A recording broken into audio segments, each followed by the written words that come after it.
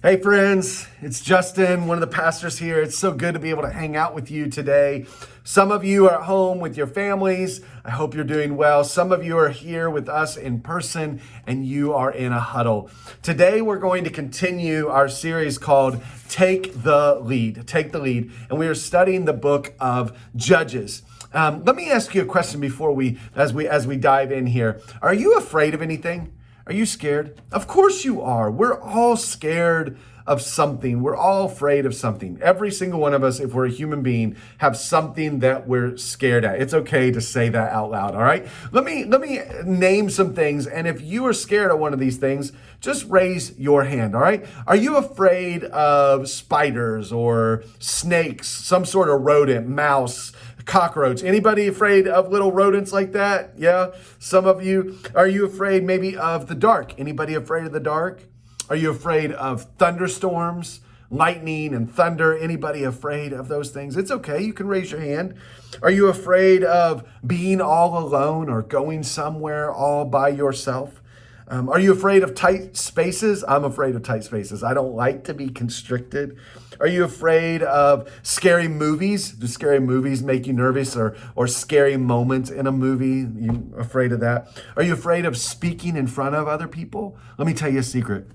I speak in front of people all the time and I still get nervous. I still get a little scared. So it's okay. We all have these fears. Are you afraid of heights? I'm afraid of heights. I don't like heights. Are you afraid of maybe going to the doctor or going to the dentist? We all have something that we are scared of. It's human. It's part of being human. So it's okay to raise your hand and say, I'm afraid of that thing. Let me ask you this. Are you afraid of the thought of being the leader, of leading a group of people following you? Maybe it's at school or in your classroom or at home with your brothers or sisters, or maybe here at church, or maybe on a sports team. Does it scare you? There's a guy, and his name is Gideon, and he is in the book of Judges in chapter 7.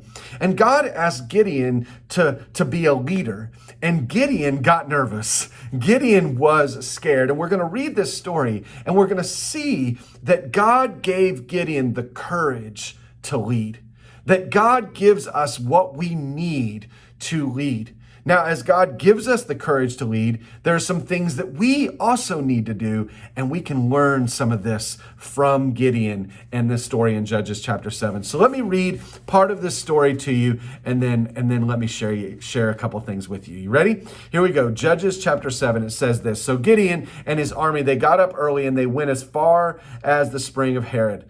The armies of Midian were camped north of them in the valley near this hill of Moreh. The Lord said to Gideon, you have too many warriors with you. If I let you all fight the Midianites, then you will boast to me that you saved yourselves by your own strength. So let me paint the picture. So Gideon has an army, thousands of people that are going to fight against this other army called the Midianites. And the Midianites that we're going to see in this story have thousands of people. And God says, listen, you have too many people in your army. Doesn't make sense, does it? You have too many people in your army, because here's the thing. If you go and you beat the Midianites with that many people, you're going to think that you did it instead of God working through you. And so I want you to dwindle your army down. So they started with thousands, and then God said, I want you to send some of them home. And we find in verse 3 that 22,000 people left the army.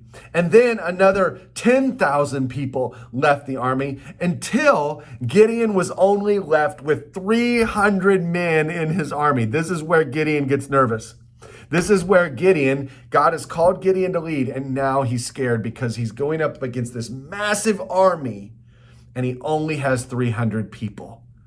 The story goes on, and this guy has a dream, and in the dream, it says, with these 300 men, I will rescue you and give you victory over the Midianites. Send all the others home. So Gideon collected the provisions and the ram's horns of the other warriors and sent them home, but he kept the 300 men with him. The Midianite camp was in the valley just below Gideon. That night, the Lord said, get up, go down to the Midianite camp, for I have given you victory over them. But if you are afraid to attack, go down to the camp and with your servant Purah. All right? So he says, listen, if you're afraid to go, then go find somebody else to go with you. So Gideon took Purah and went down to the edge of the enemy camp, the armies of Midian. They were the people that east had settled in the valley like a swarm of locusts. There were so many of them, they looked like locusts. And their camels looked like grains of sand. That's a lot of people. Gideon crept up just as the man was telling his companion about a dream. Here's the dream. The man said, I had this dream, and in my dream, a loaf of barley of bread came tumbling down into the Midianite camp, and it hit a tent, turned it over, knocked it flat. So in this dream, he sees this loaf of barley, which doesn't have any strength whatsoever, tumble down the hill into the Midianite camp and flatten it. And his companion answered, your dream can only mean one thing. God has given Gideon the victory over the Midian and all of his allies. When Gideon heard the dream and its interpretation, he bowed in worship before the Lord. Then he returned to the Israelite camp and shouted, get up, for the Lord has given you victory over the Midianite hordes. He divided the 300 men into 3 groups and gave each man a ram's horn and a clay jar with a torch in it. Then he said to them, keep your eyes on me. When I come to the edge of the camp, do just as I do. So here's Gideon. God says, Gideon, you're going to lead this army against the Midianites, but you're not going to take thousands. You're only going to take 300. And Gideon was scared. He was scared. But God gave Gideon the courage to lead this group of men into this battle. Now for Gideon, he had some things that he needed to do. Number one, he had to trust God. He had to trust that God was with him. He couldn't trust the size of his army. He couldn't trust how great of a leader he was. He couldn't trust how great of a speaker he was. He had to trust that God was with him. He had to trust God. Number two is he had to be humble. He had to be humble. God was like, hey, I'm going to take some of these men away because I don't want you to get a big head thinking that this is all about you, but I want you to be humble and I want you to trust me. Being humble is important whenever we're leading other people. Number three, he couldn't do it alone. God was like, look, if you're afraid, I want you to go and I want you to get your servant, Purah, and your servant will go with you. So we don't have to do it alone. We don't have to lead by ourselves. I love that I get to lead with Daniel and Aaron and Amy and so many other amazing people. I don't have to lead by myself. We get to do this together. You don't have to do it alone. And number four, you got to obey God. You got to obey God. I love this in verses 11 and 12.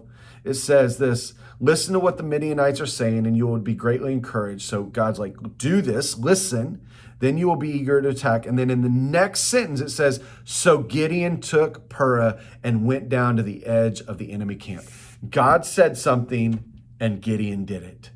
When we lead in the way of God, when God calls us to lead, God says something and then we do it.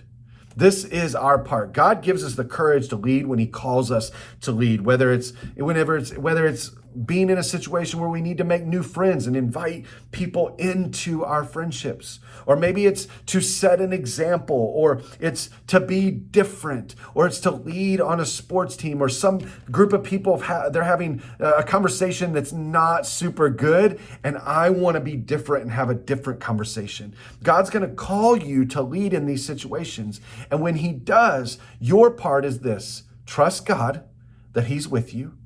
Be humble. Don't get a big head, right? Don't do it alone. Find somebody to do it with you. And finally, obey God. When God says to do something, you do it. And as we do these things, we are going to experience the courage that God gives us to lead in the way that God is calling us to lead. All right? So I want you to talk about this. I want you to talk about which one of these 4 things do you need to work on? Trusting God, being humble, asking somebody else to lead with you, or last, obeying God. Which one can you do better, and so that you can lead with courage in the ways that God is calling you to lead? Thanks so much for hanging out with me. I hope your conversation is really, really good. See you next time.